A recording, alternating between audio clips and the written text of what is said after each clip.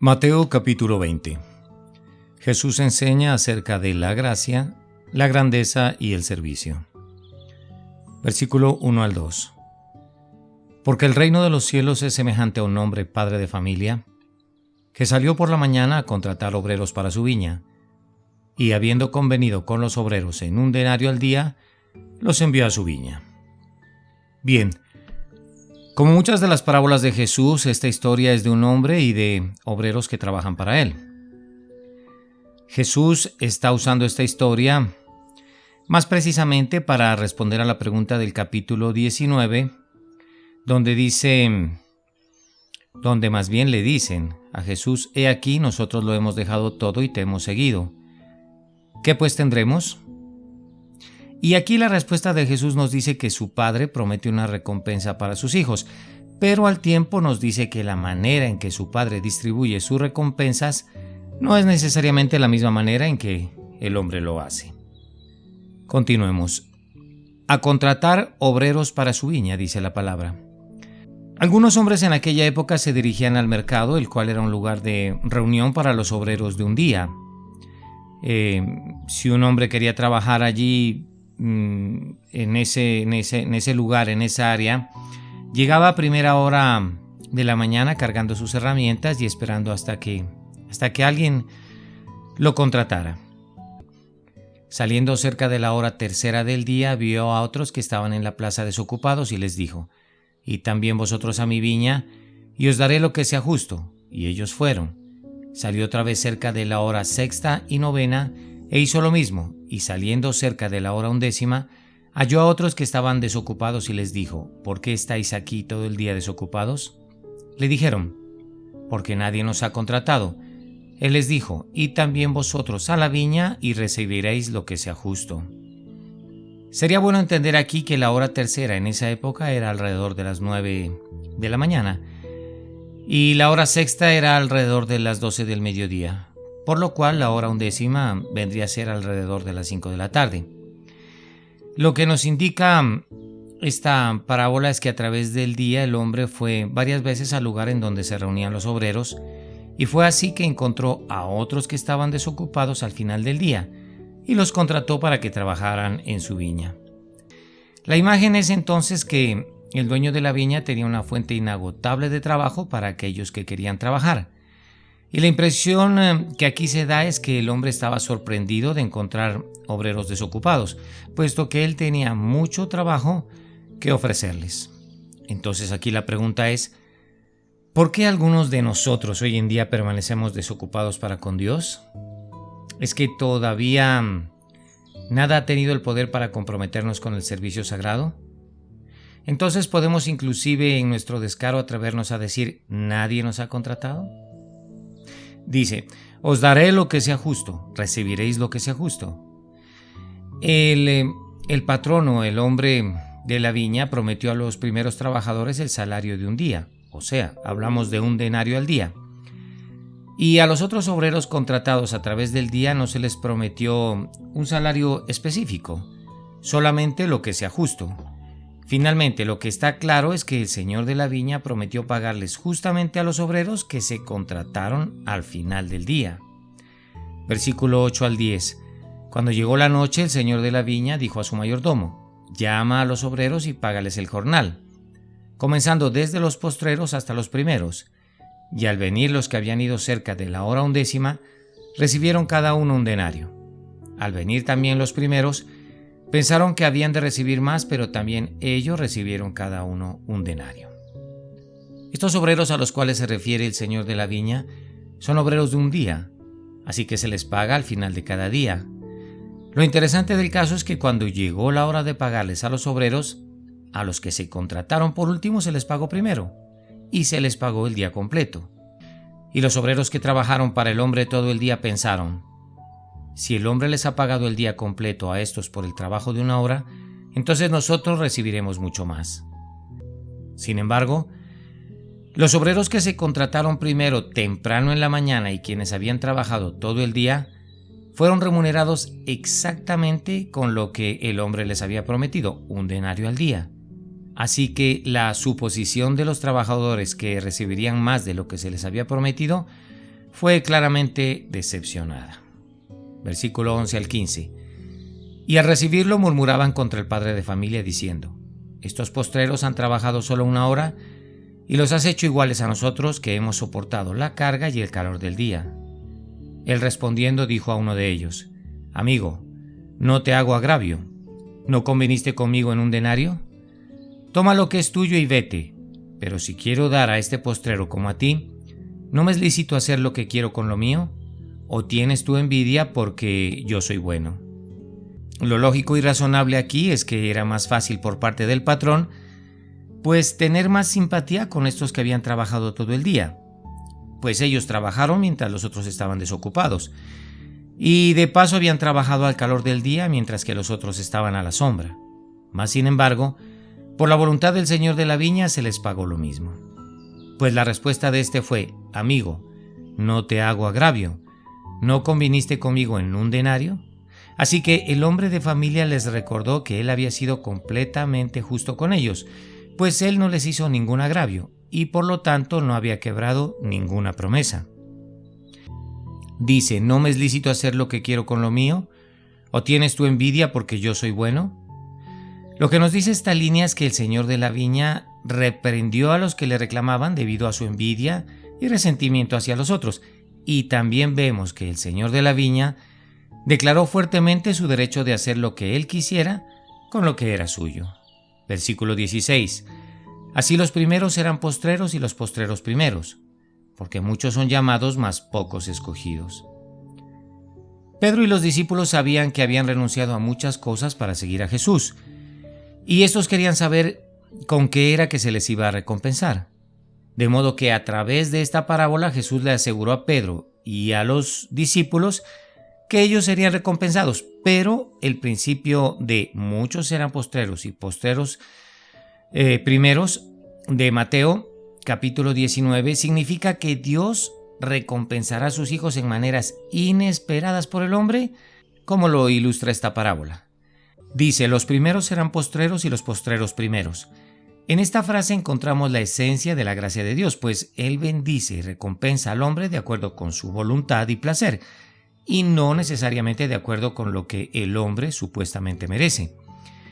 Esto se entiende mejor cuando nos fijamos que el sistema de la ley es fácil de comprender, pues en la ley obtienes lo que mereces. Mas, sin embargo, el sistema de la gracia es ajeno a nuestro entendimiento, pues en este sistema Dios trata con nosotros de acuerdo con quién es Él, no de acuerdo con quiénes somos nosotros. Entonces, en la ley se obtiene lo que merecemos, y en la gracia se nos trata de acuerdo a lo que Él quiere, y Él decide por su voluntad y placer de acuerdo con quién somos nosotros. Acá también es importante destacar que el hombre de familia no trató a nadie injustamente, aunque fue más generoso con unos más que con otros. Así que podemos estar seguros de que Dios nunca será injusto con nosotros, aunque tal vez por su propio propósito y placer otorgue mayor bendición a alguien que parezca merecerla menos que nosotros. El punto entonces no es que todos tienen la misma recompensa al final, aunque todo el pueblo de Dios sí va al mismo cielo, donde claro está tendrán una recompensa en medidas diferentes. El punto más bien es que Dios recompensará a los suyos según el principio de la gracia, y por lo tanto debemos esperar sorpresas al final, teniendo en cuenta, claro está, que Él nunca será menos que justo, pero al tiempo se reservará el derecho de ser más que justo cuando a Él le plazca, lo que nos lleva acertadamente a pensar que la gracia de Dios siempre opera justamente. Aunque esta parábola, cabe destacar, no es una ilustración perfecta de la gracia de Dios, y esto sencillamente porque el principio de trabajar y merecer se encuentra aquí involucrado, la gracia de Dios, concluimos, no nos da más bendición de la que merecemos, sino que más bien nos bendice completamente aparte del principio de merecer. Repito, la gracia de Dios no nos da más bendición de la que merecemos, sino que más bien nos bendice completamente aparte de ese principio de merecer que se toca en esta parábola. Para comprenderlo mejor, miremos algunos principios de cómo la gracia debe estar especialmente manifestada en nuestro servicio, ya que es por gracia y no por obras. La habilidad de servir a Dios por parte de nosotros simplemente es un regalo de su gracia. El llamado que el Señor nos hace a su servicio también es un regalo de su gracia. Cada oportunidad de servir que nos da el Señor es un regalo de su gracia. Estar en el estado mental correcto para hacer la obra de Dios, nuevamente vemos que es un regalo de su gracia. Y finalmente, un servicio exitoso de parte nuestra para con Dios no es más que un regalo de su gracia. Y en todos estos principios de cómo la gracia debe estar especialmente o debe ser especialmente manifestada en nosotros, pues nos da muchas ventajas a nosotros, o puedo decir que en esta situación los que ganamos somos nosotros. Versículos 17 al 19. Subiendo Jesús a Jerusalén, tomó a sus 12 discípulos aparte en el camino y les dijo: He aquí subimos a Jerusalén, y el Hijo del Hombre será entregado a los principales sacerdotes y a los escribas, y le condenarán a muerte, y le entregarán a los gentiles para que le escarnezcan, le azoten y le crucifiquen. Mas al tercer día resucitará. He aquí subimos a Jerusalén, dice el Señor al inicio de este pasaje. Pues bien, esto no fue una gran sorpresa para los discípulos, pues aunque Jesús no les había dicho específicamente de su movimiento desde Galilea hacia el sur, en el tiempo de la fiesta de la Pascua, Jesús sí hizo las cosas de modo que fuera fácil entender para estos que todos estarían en Jerusalén para el tiempo de la Pascua. También dice: el Hijo del Hombre será entregado. Aquí, al parecer, los discípulos realmente no escucharon atentamente cuando Jesús dijo estas cosas, pues su expectativa estaba muy enfocada en que Jesús establecería un reino político inmediato, y estas palabras de Jesús eran completamente contrarias a esa anticipación, lo que nos hace pensar que sus discípulos simplemente pasaron por alto estas palabras de que Él sería entregado. Jesús aquí reconoció abiertamente el sufrimiento y la agonía que le esperaba, y también pensó en cómo cumpliría la voluntad de su Padre en el futuro, pues se necesitaba mucho valor para mirar esta prueba venidera y al tiempo pensar y decir: yo cumpliré con lo que mi Padre me ha dado para hacer y obedeceré hasta el final. Le entregarán a los gentiles para que le escarnezcan, le azoten y le crucifiquen, mas al tercer día resucitará. Es de notar que Jesús fue notablemente específico en este anuncio de su destino y predijo muchas cosas sobre las cuales no tenía control aparente en ese momento. También vemos aquí que Jesús pudo haber sido entregado a las autoridades religiosas, pues sin este proceso, y ciertamente Él no planificó su propia traición, mas sin embargo dijo con confianza que esto le sucedería. También Jesús predijo que los líderes religiosos harían esto. Sin embargo, esto, como mencionamos anteriormente, no sería algo que Él planearía. Dice: le entregarán a los gentiles. Jesús sabía que los líderes religiosos de los judíos no tenían la autoridad para llevar a cabo un castigo capital ellos mismos, o sea, para mandarle a matar ellos mismos a Jesús. Sin embargo, a veces decapitaban a hombres sin importar esta prohibición, como vemos en Hechos capítulo 7 y versículo 54. Pero Jesús con todo estaba seguro de que Él sería entregado a los gentiles. Dice: para que le escarnezcan y le azoten. Jesús predijo estos aspectos específicos de su agonía pronta o venidera, pues recordemos que le arrancaron su cabello, le hirieron sus mejillas y le escupieron en la cara. La burla ciertamente no podía ir más lejos. Este fue un desdén cruel, cortante y maldito que cometieron los gentiles, en este caso contra el Señor. Dice: y le crucifiquen. Pues la crucifixión no era la única manera en que los criminales eran ejecutados bajo los romanos, pero Jesús sabía que así era como Él sería ejecutado. Aquí se menciona por primera vez el modo de la muerte de Jesús y de la parte que tendrían los gentiles en ella. Claro está que solo los romanos podían crucificar a la gente en aquella época. Mas al tercer día resucitará. Lo más importante para comprender de estas palabras es que esto era algo sobre lo que Jesús no tenía control aparentemente. Sin embargo, Él con confianza anunció a sus discípulos que esto es lo que le sucedería. Versículos 20 y 21. Entonces se le acercó la madre de los hijos de Zebedeo con sus hijos, postrándose ante Él y pidiéndole algo. Él le dijo: ¿qué quieres? Ella le dijo: ordena que en tu reino se sienten estos dos hijos míos, el uno a tu derecha y el otro a tu izquierda. Esta madre de Santiago y Juan vino con una petición que haría cualquier madre orgullosa de sus hijos, y estos estaban muy felices porque la madre hacía esta petición. Ella, entre comillas, era un miembro regular del grupo de los discípulos que acompañaban a Jesús. De aquí esa participación en las ideas ambiciosas de sus hijos, que la verdad no debería sorprendernos. Dice: ordena que se sienten estos dos hijos míos. Aquí las palabras a tu derecha y a tu izquierda sugiere cercanía a la persona del rey y por lo tanto una parte de su prestigio y de su poder. Versículo 22 y 23. Entonces Jesús respondiendo dijo: ¿no sabéis lo que pedís? ¿Podéis beber del vaso que yo he de beber y ser bautizados con el bautismo con que yo soy bautizado? Y ellos le dijeron: podemos.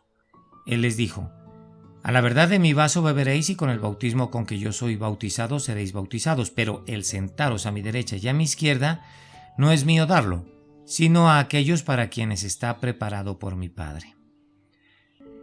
Dice: a la verdad de mi vaso beberéis y con el bautismo con que yo soy bautizado seréis bautizados. Ambos, Santiago y Juan, tuvieron que ser bautizados en sufrimiento como lo fue Jesús, recordémoslo. Pero sus vasos y bautismos fueron diferentes. Pues Santiago fue el primer mártir entre los apóstoles y Juan fue el único apóstol que no murió por el martirio.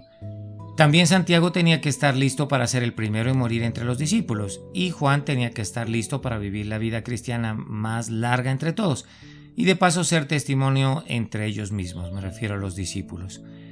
Pero el sentaros a mi derecha y a mi izquierda no es mío darlo. Bueno, Jesús aquí demostró una sumisión increíble a su Padre. Él ni siquiera declaraba el derecho para escoger cómo serían recompensados sus siervos, sino que cedía eso a su Padre, ya que Él no viene a hacer su propia voluntad, sino la voluntad de aquel que lo envió. Y entonces es cuando dice correctamente de los rangos en su reino: no es mío darlo. Versículos 24 al 28. Cuando los 10 oyeron esto, se enojaron contra los dos hermanos. Entonces Jesús, llamándolos, dijo: sabéis que los gobernantes de las naciones se enseñorean de ellas, y los que son grandes ejercen sobre ellas potestad. Mas entre vosotros no será así, sino que el que quiera hacerse grande entre vosotros será vuestro servidor, y el que quiera ser el primero entre vosotros será vuestro siervo. Como el Hijo del Hombre no vino para ser servido, sino para servir, y para dar su vida en rescate por muchos. Dice: se enojaron. Los otros 10 discípulos pensaron erróneamente que se había otorgado un honor único a Santiago y a Juan. Y lo que ellos no sabían es que Jesús podría haberles hecho la misma promesa de sufrimiento a cualquiera de ellos. También dice: el que quiera hacerse grande entre vosotros será vuestro siervo. Esta línea lo que nos comunica es que en la comunidad del reino, la posición, el dinero y la popularidad nunca deben ser los requisitos previos para el liderazgo, ya que el servicio humilde es el gran requisito previo para el reino de los cielos, como es demostrado por el propio ministerio de Jesús. Jesús también dice: como el Hijo del Hombre no vino para ser servido, sino para servir. El ministerio real es aquel que se hace para el beneficio de aquellos a quienes se ministra, tengámoslo muy claro esto, y no para el beneficio del ministrador. O sea, el ministerio real y verdadero es el que se hace para aquellos a los cuales un pastor o un predicador ministra, y no para beneficio de él. Pues sabemos muy bien que muchas personas hoy en día están en el ministerio por lo que puedan recibir material o emocionalmente de parte de las personas a las que supuestamente ministran. Y estos no están en el ministerio por lo que ellos puedan darle a estas personas, nos hemos dado cuenta, sino más bien para recibir. Es entonces cuando comprendemos que Él no recibió nada de otros. Nosotros hemos visto en la palabra que la vida de Jesús fue una vida de dar y dar, hasta inclusive dar su vida por nosotros. Así que tengamos por cierto que ningún servicio es mayor en el mundo que el de rescatar a los pecadores por la propia muerte, y que ningún ministerio es más humilde que morir en lugar de los pecadores. También dice: y para dar su vida en rescate por muchos. Lo que comprendemos por estas palabras es que la muerte de Jesús, o más bien la entrega de su vida, compró la libertad de su pueblo. Aquí la idea es que su pueblo estaba en esclavitud y Él pagó el precio para libertarnos. Versículo 29 al 31. Al salir ellos de Jericó les seguía una gran multitud. Y dos ciegos que estaban sentados junto al camino, cuando oyeron que Jesús pasaba, clamaron diciendo: Señor, Hijo de David, ten misericordia de nosotros. Y la gente les reprendió para que callasen. Pero ellos clamaban más diciendo: Señor, Hijo de David, ten misericordia de nosotros. Estos dos ciegos sabían que tal vez esta sería la última oportunidad para conocer a Jesús. Así que podemos decir que ellos tenían la desesperación que deberíamos tener hoy en día, los que sabemos que hoy es el día de nuestra salvación, pero pues lastimosamente no tenemos la misma desesperación que tenían estos dos ciegos. Encontramos entonces aquí en el Evangelio de Mateo el principio del fin, digamos, del ministerio de Jesús. Y lo siguiente: al salir ellos de Jericó, apunta hacia el siguiente pueblo en el camino, Jerusalén. También dice: Señor, Hijo de David, ten misericordia de nosotros. Es de tener en cuenta la seriedad y la valentía de estos hombres. Fue maravillosa esta valentía, pues estaban desesperados por ser sanados e ignoraron a la multitud que intentaba callarlos. También es muy importante tener en cuenta que estos dos hombres, en su desesperación, glorificaron a Jesús y le dieron honor por completo con este título que conocemos, Hijo de David. Versículo 32 al 34. Y deteniéndose Jesús los llamó y les dijo: ¿Qué queréis que os haga? Ellos le dijeron: Señor, que sean abiertos nuestros ojos. Entonces Jesús, compadecido, les tocó los ojos y enseguida recibieron la vista y le siguieron. Vemos acá que nada podía detener a Jesús en su viaje a Jerusalén. Sin embargo, observemos bien que Jesús se detuvo para responder a una súplica persistente por misericordia por parte de estos dos ciegos, denotando esto su amor y carácter misericordioso por los afligidos por enfermedades y demonios. ¿Qué queréis que os haga?, dice el Señor.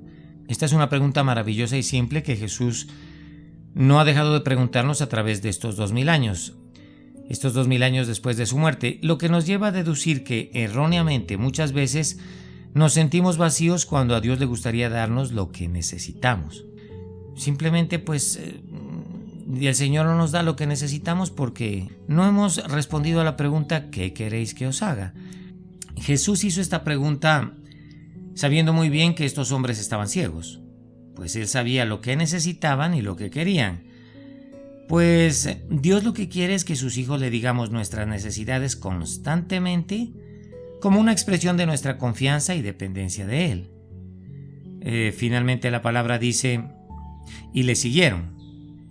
Esto en definitiva fue un resultado grandioso para estos dos hombres, pues no solamente fueron sanados, sino que también siguieron a aquel quien hizo grandes cosas por ellos. Ya para terminar, es aquí, amados y amadas que están escuchando esta interpretación, es aquí donde les pido que actúen en nombre de su alma. Así como estos hombres ciegos lo hicieron en nombre de su ceguera, y tu salvación, puedo decírtelo con absoluta certeza, será segura.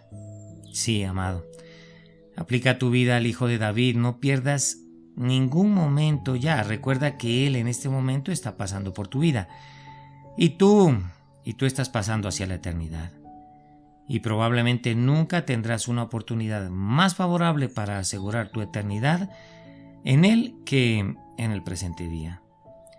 Y es mi deseo sincero de corazón, con esta interpretación de la palabra del Señor, que incrementes tu amor por Él y tu fe en su Padre, que es nuestro Padre. Amén. Oremos. Padre bueno y Dios de los cielos, gracias a ti, Señor, porque eres bueno, porque tus misericordias son para siempre y porque hoy has llegado a nuestros corazones con tu hermosa palabra. Alabanzas a ti, Señor, porque eres grande y majestuoso. Padre, pedirte perdón porque no cumplimos tu palabra. Hemos sido oidores olvidadizos, sino hacedores de tu palabra. Pero hoy prometemos, Señor, que como en esta parábola del reino de los cielos, nosotros, amado Dios, queremos ser contratados por ti, Señor, a diario. Cada día debemos dejarlo todo y seguirte a ti. Siendo que nos recompenses o siendo que no, Señor, nosotros queremos que tú nos contrates a la madrugada. Y que si nos has contratado a mediodía o al final del día, Señor, tú tienes el derecho y la majestad para recompensarnos como tú quieras, amado Dios. Lo importante, Señor, es que nos tengas en cuenta para tu reino. Que no reclamemos si hemos trabajado más que otros, porque la recompensa para ellos sea mayor que nosotros. No, sino que simplemente estemos felices porque tú nos has recompensado con el hacernos vivir en tu reino eternamente y nada más, Señor. Solo eso queremos, ser parte del reino de los cielos aquí en la tierra y de una vez para siempre, Señor, habitar con tu Hijo Jesús en nuestro corazón. Que nunca digamos, nadie nos ha contratado. Que nunca nos preguntes tú por qué hemos permanecido desocupados, Señor, sino que a la primera oferta de trabajo de tu parte, Señor, digamos amén y vayamos a trabajar en tu viña. Eso es lo que te pedimos de corazón, amado Dios, que nunca murmuremos contra ti, sino que estemos contentos con lo que tú nos quieres dar. Señor, en tu juicio nunca nos vas a hacer un agravío.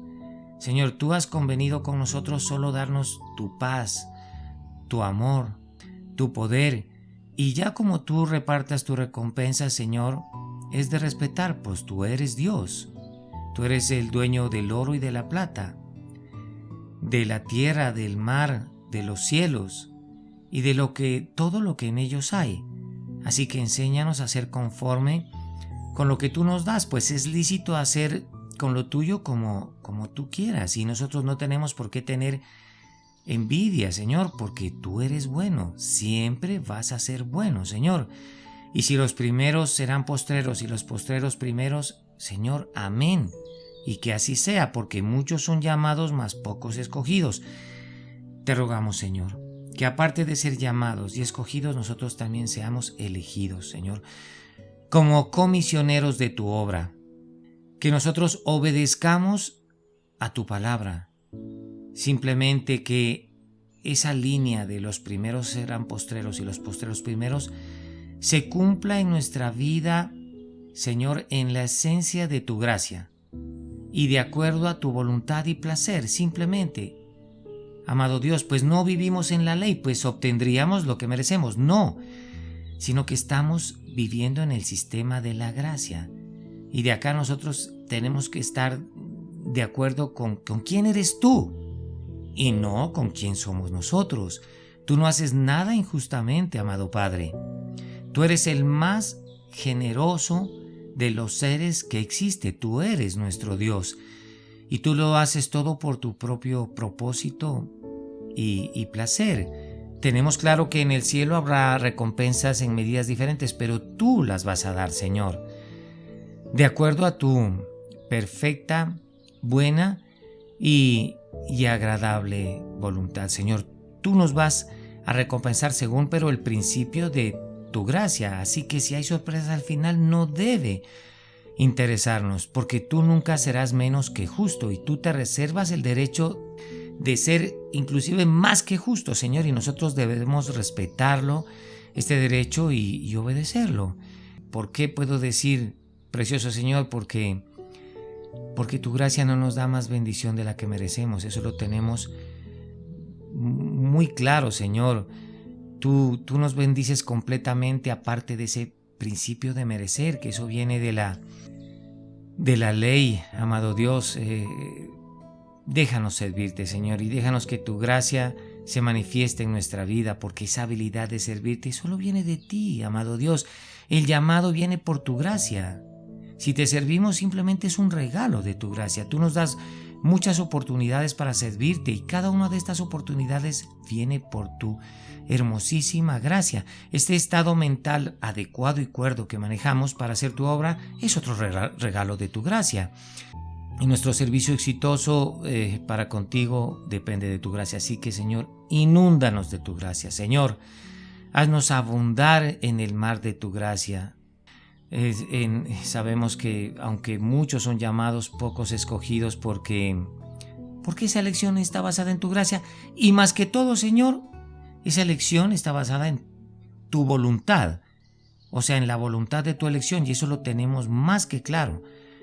Precioso Señor, déjanos entender que tu voluntad fue la de subir a Jerusalén y ser entregado a los gentiles para que se cumpliera tu palabra. Y si los discípulos no lo entendieron esto, nosotros no queremos que el dicho esté escondido de nosotros. Nosotros sí lo entendemos, Señor, no como los discípulos.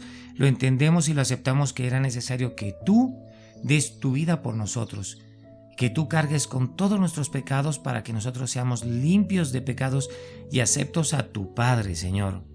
Que siempre digamos como tú lo dijiste: yo cumpliré con lo que mi Padre me ha dado para hacer y obedeceré hasta el final. Todas las profecías fueron cumplidas en ti, Señor. Te agradezco de mi parte y de parte de mis hermanos, porque así hiciste que nosotros tuviéramos una oportunidad para entrar en ese pueblo escogido. Tú dejaste que te escarnezcan y te azoten y te crucifiquen, Señor, pero más al tercer día resucitaste. Esto es porque querías, Señor, con tu muerte perdonar nuestros pecados y con tu resurrección llevarnos al cielo. Así que nunca permitas que, como los hijos de Zebedeo, Señor, pretendamos algo más de lo que merecemos, porque en realidad no merecemos nada. Nada lo merecemos, Señor, sino que basta con que tú te hayas apiadado de nosotros. Porque el sentarse a tu derecha o a tu izquierda, como tú dijiste, eso solo lo sabe tu Padre, y nosotros queremos solo no sentarnos a tu lado, sino ser parte de ti, Señor. Ser parte de tu naturaleza, ser parte de tu cuerpo. Que nunca nos enojemos porque pensemos que merecemos más algo de ti. No, Señor, porque tenemos muy claro que el que quiera ser grande entre nosotros delante de ti, tiene que ser el siervo de los demás. Eso es así, Señor, tú lo has dicho. Tú lo has dicho. Como en el mundo pagano la humildad era considerada un defecto, Padre, para nosotros debe ser considerada una virtud, amado Dios. Porque tú nos diste el ejemplo, y tú no viniste para ser servido, sino para servir. Entonces enséñanos a ser esos ministros reales que ponemos tu palabra y tu gracia en las otras personas, y no estamos dispuestos o detrás de los beneficios materiales o emocionales que nos puedan dar ellos, porque tú mismo no recibiste nada de los otros. Tu vida fue de dar y dar, hasta que diste tu vida por nosotros. Este es el mayor servicio en el mundo, Señor, el de dar la vida por los pecadores, Señor. Y tú lo hiciste. Tú diste tu vida en rescate por muchos, y ese valor de tu vida compró nuestra libertad, porque éramos esclavos de Satanás, del diablo y de la serpiente antigua. Así que, amado Dios, hoy es el día. Hoy es el día que debemos llenarnos de desesperación como los dos ciegos por salvación, porque hoy es el día de salvación. Ellos, claro está, recobraron la vista, pero te siguieron, Señor. Ellos dijeron: Señor, Hijo de David, ten misericordia de nosotros. El verdadero milagro fue que te siguieron, amado Dios, porque supieron que en ti había salvación y tú eres el camino hacia el Padre. Así que cuando tú nos preguntes qué queréis que os haga, Señor, nosotros digamos que sean abiertos nuestros ojos, Padre, para que te podamos seguir, y tú, al compadecerte de nosotros, toques nuestros ojos y nosotros recibamos la vista, pero antes que nada te sigamos. Padre, tenemos claro que no tenemos lo que deseamos porque no pedimos, y si pedimos mal, para nuestros deleites y no según nuestra voluntad. Tú estás dispuesto a darnos lo que necesitamos, pero no somos capaces de responder a esa pregunta que tú nos haces: ¿qué queréis que os haga? Porque ciertamente, si respondemos, solo decimos que sean abiertos nuestros ojos. Pero, Padre, inmediatamente no te seguimos. Por eso no te respondemos, porque sentimos cobardía de seguirte. Y como dice en el final de tu palabra, y le siguieron, así queremos hacer, Señor, seguirte, seguirlo a aquel quien hizo grandes cosas por nosotros. Precioso Dios, te amamos de todo corazón, porque tú estás pendiente de nosotros, porque tú día a día, Señor, te apiadas de nosotros, perdona nuestros pecados, corriges nuestros errores, amado Dios, nos guías hacia el cielo eterno, nos das lo que necesitamos, que es tu gracia, precioso Señor, para poder seguir en este camino de santidad. La fuerza que tú nos das nos hace capaces de renunciar al pecado y cada día, Señor, ser menos y menos ciegos, sino que abrimos nuestros ojos y nos damos cuenta que no merecemos nada, que no necesitamos recompensas, que solo mirar tu rostro es el mayor regalo, hermoso Dios, es el mayor regalo que tú nos puedes dar. Y si es tu voluntad, Señor, guíanos hacia tu reino. Llévanos de tu mano y como en el Evangelio de Mateo, haznos partícipes del reino de los cielos, pero desde aquí de la tierra. Santifícanos, Señor, apártanos de este sistema maligno de comprar y vender, de codiciar. Sepáranos, Señor, sepáranos de este sistema y acércanos a ti, que no confiemos en el hombre, que no dependamos de nuestras esposas, esposos, hijos, amigos, entorno, familia, no, sino solo de ti, Señor. Padre, sufrimos y morimos de amor por ti. Queremos que nos des más amor, cada día muchísimo más amor, porque esa es la gracia que nos hace vivir felices y llenos de gozo. Si tenemos que sufrir contigo, Señor, lo haremos porque reinaremos contigo. Si lloramos contigo, sabemos que reiremos contigo, Señor, porque está muy claro para nosotros que el final será hermoso en tu presencia. Señor, será glorioso al lado de tu Padre. Precioso, te amamos y te suplicamos que no nos abandones. Amén y amén.